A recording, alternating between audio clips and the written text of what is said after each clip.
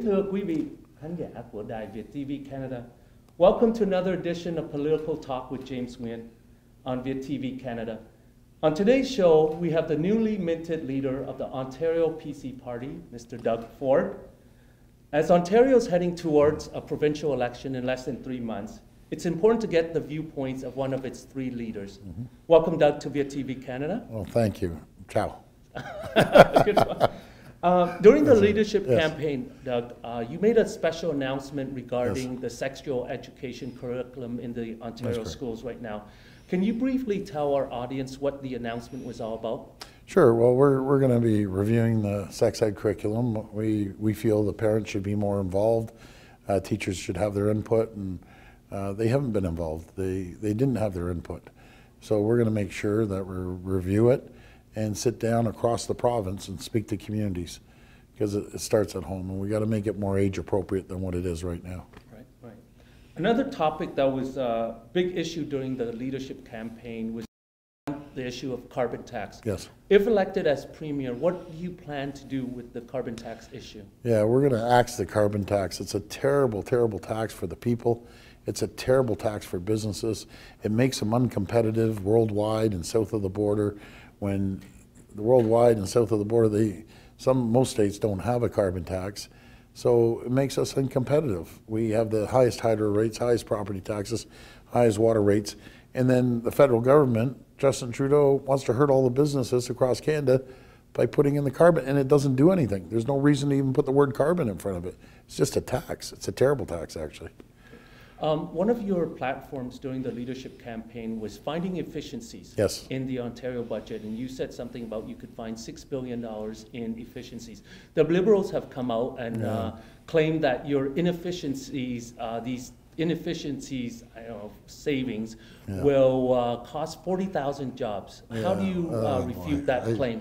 You know something, I got to laugh when they try to spin it around. It's not going to cost anything, and I'll tell you, and it won't cost anyone their job too. At the City of Toronto, we save the taxpayers over $1 billion on a $12 billion overall operating and capital budget, and we're going to easily find 4 cents on the dollar. I ask your viewers, do you think the government wastes 4 cents on every dollar they spend? I've asked everyone across the province, and I've met thousands of people. Not one single person does not believe there's waste in this government, especially this Liberal government. They've wasted billions and billions of dollars of your hard-earned tax dollars.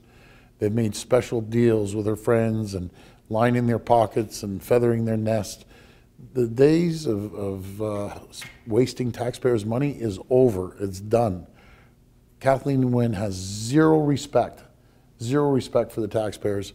We're going to respect the taxpayers and start bringing accountability, transparency, and integrity back to the taxpayers and back to Queen's Park. Okay. I have a couple of healthcare issues. Yes. One of our viewers were talking, and they wanted me to ask you this. So currently, doctors are leaving the province now. Yeah, I know. There are wait times everywhere for care. It's terrible. If elected, how would you help out, with increasing the number of doctors in Ontario and shortening the wait times at many of our hospitals? Yeah, so I experienced that firsthand. I brought my mom in a few weeks ago on the stretcher. She came in with EMS, and they roll in there, and they're stacked up. I call it hallway healthcare. They're stacked up in the hallway for hours and hours. That's unacceptable. We live in Ontario. We have the best doctors, we have the best nurses in the entire world right here in Ontario. But they've been under full attack by the Liberal government. The doctors have been under attack, the nurses have been under attack. We're going to be sitting down with doctors. I have the best and the smartest doctors in Ontario working on my team right now. Dr. Ruben Devlin, that was instrumental in building the first digital hospital over at Humber River off the 401. It has the shortest wait times, but it's about driving efficiencies. And every doctor I talk to saying, Doug, there's tons of waste in the healthcare system. We need to make sure that, for instance, when the EMS brings someone in, they have to stay with that person until the nurses or the doctors come. And they're saying, Doug, this isn't good. Let us get out and do our job. Let us drop the patient off.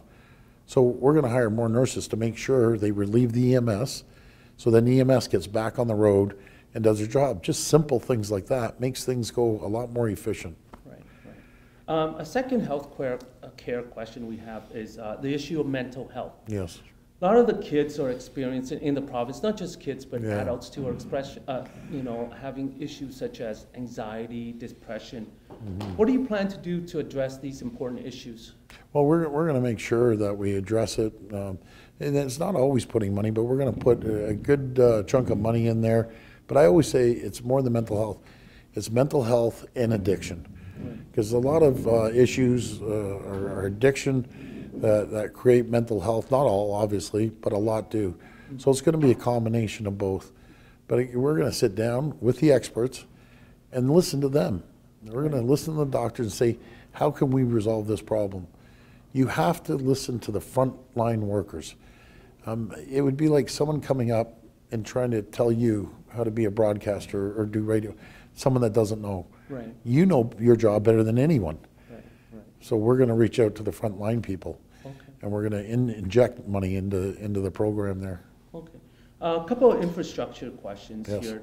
As you know, infrastructure is a huge problem within the GTA and outside of the GTA. Yeah. How would you address, as Premier, our lack of infrastructure system in Ontario, especially the GTA? Yeah, so when you're spending $12 billion on servicing our debt, that's $311 billion, the most indebted region in the entire world. You know, these are the areas of $12 billion we're paying on interest. So just imagine how much infrastructure we would be able to build and support if we paid down our debt. Right. In saying that, I'm a strong believer in public-private partnerships. They're called P3s. And getting the private sector involved in a lot of these infrastructure projects, no matter if it's bridges, roads, subways, on the Toronto and GTA area, we're going to upload the transit. We're going to take the subway stations and build a regional transportation system of rapid transit. Right. I call it rapid underground transit. You build transit that gets people from point A to point B in a rapid fashion, Right. they'll get out of their car and take the transit. Right. But if you don't, they won't get out of their car. And I can tell you right now, over 85% of the people still drive. Yeah. But there's been a war on the cars. We have to make sure that we build proper highways, wide enough highways. Because everywhere you drive, put it this way, I have a facility in Chicago. I can fly from Chicago to Toronto in 57 minutes. I live in Etobicoke. I can't get downtown from Etobicoke downtown in less than an hour. Yeah. Everywhere you go, no matter if it's Markham, Mississauga, 401, it's a nightmare. Right. So we have to start building and expanding our roads because our city is growing at a rapid pace and GTA is. Right. Right. And then up north, the Ring of Fire, we have just billions of dollars worth of minerals sitting up there, but there's no road access to get into it.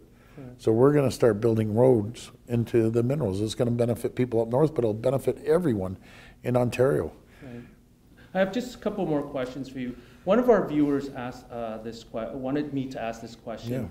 Yeah. Currently in Ontario, there are many vacant properties such as abandoned courthouses that cost the province millions to upkeep.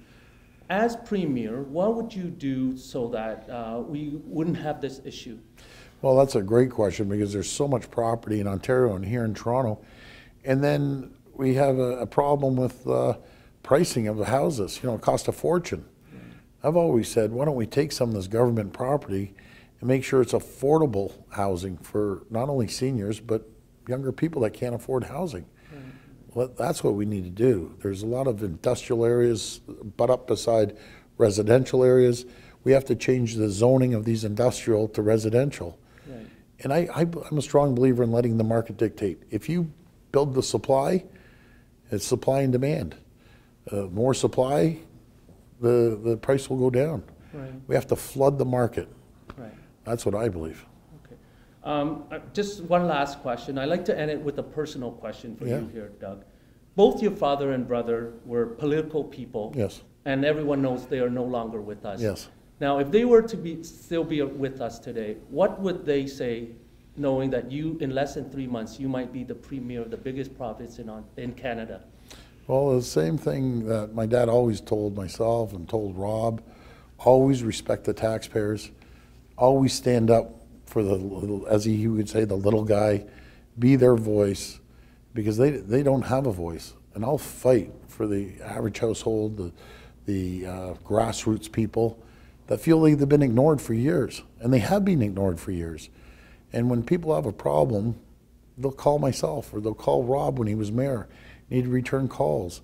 I'll give you a quick little story. When 3 weeks before Rob passed away, he was at Mount Sinai in palliative care.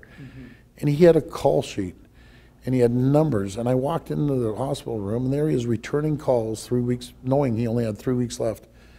That's ultimate customer service. That's a public servant, and there'll be no one like him ever again that will return calls right up, literally almost till the day he passed away. Right. That's what we focus on.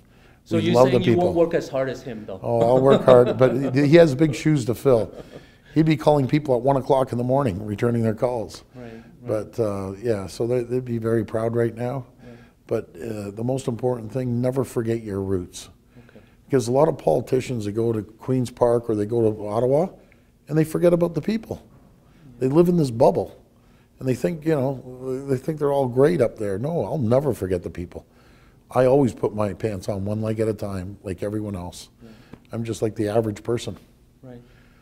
Well, thank you, Doug. Thank you. That ends our conversation today with our Ontario PC Party leader, Doug Ford. Thank you. Thank you for sharing your thoughts with us, Doug, and best of luck on the provincial election campaign. Thank you, and I look forward to coming on again. Thank you. Thank you.